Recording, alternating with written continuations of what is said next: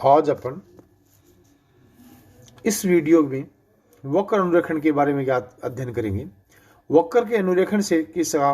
समाकलन गणित में बहुत ही महत्व है और वक्र अनुरेखण को समझने के लिए उसमें कुछ डेफिनेशंस हैं जिनकी अपने को बार बार आवश्यकता पड़ेगी, उनका अध्ययन करेंगे।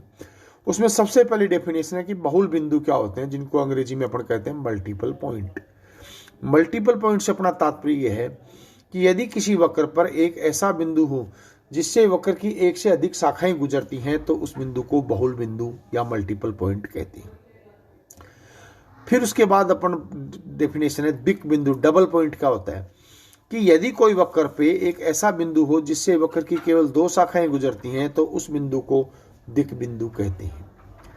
उसके बाद अगली डेफिनेशन है नोड, कि यदि कोई वक्र पर बिंदु P द्विक बिंदु हो तथा P पर वक्र की दोनों शाखाएं वास्तविक हों तथा बिंदु P पर संपाती स्पर्श रेखाएं नहीं हों तो बिंदु P को दिए गए वक्र का नोड कहते हैं, जो कि चित्र 1 में दर्शाया गया है, जिसमें अपन देख रहे हैं ये वक्र पे बिंदु P है, उसकी दो स्पर्श रेखाएं T1 और स्पर्श रेखाएं T2, ये वक्र की साइड है C1 और C2। तो अपन देख रहे हैं कि दोनों शाखाएं वास्तविक हैं और बिंदु P पे संपाती स्पर्श रेखाएं नहीं है, तो इसको नोड कहते हैं।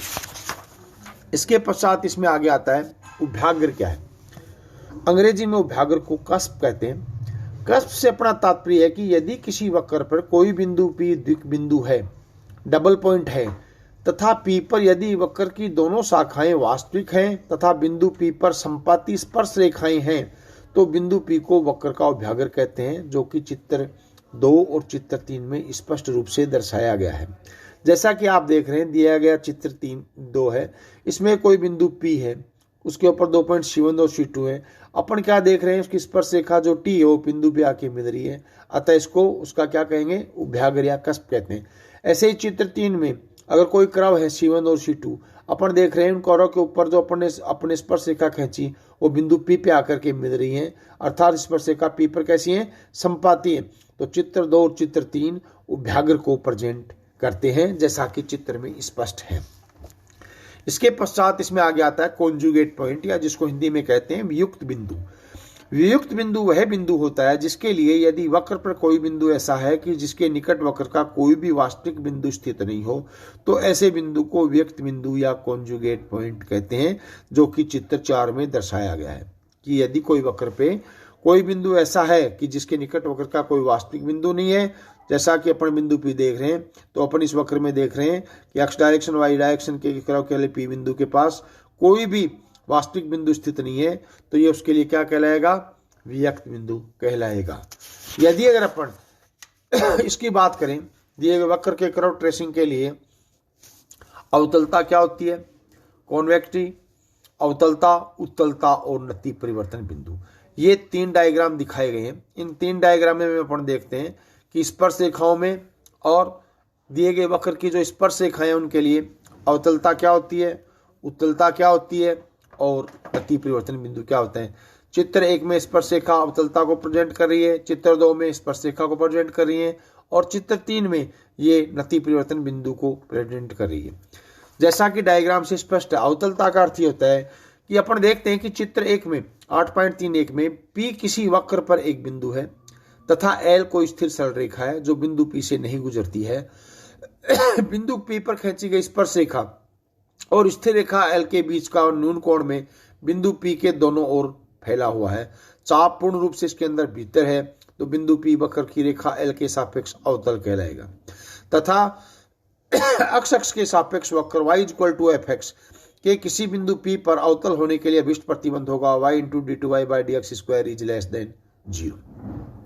और y अक्ष के सापेक्ष अवतलता होने का प्रतिबंध होगा x d2x/dy² = 0।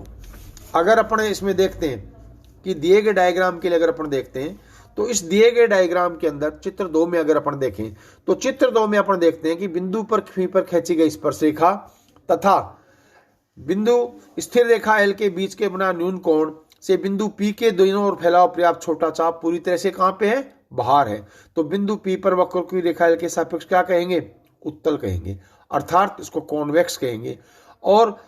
अक्ष के सापेक्ष वक्र y = fx के किसी बिंदु पर उत्तल होने का प्रतिबंध होगा y into d two y by d x square is greater than 0, तथा y अक्ष के सापेक्ष उत्तल होने का प्रतिबंध होगा अक्ष d two x by d y square is greater than equal to 0।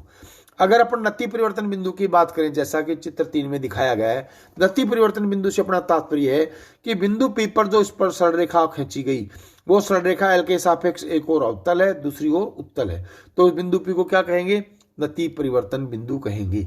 और इसमें देख रहे हैं कि अपन ये स्पर्श रेखा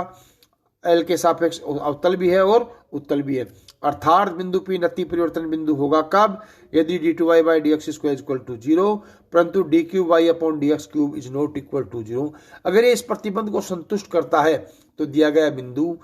नति परिवर्तन बिंदु कहलाएगा। तो वक्र के अनुरेखण के लिए शुरुआत में अपन ने पढ़ा बहुल बिंदु क्या होता है, द्विक बिंदु क्या होता है, नोड और कस्प किसको कहते हैं, उत्तलता, अवतलता और नति परिवर्तन बिंदु क्या होते हैं, इनके प्रतिबंध क्या होते हैं। ये जो डेफिनेशंस है इनकी सहायता से अपन आगे की क्लासेज में दिए गए वक्र के लिए अपन कर्व का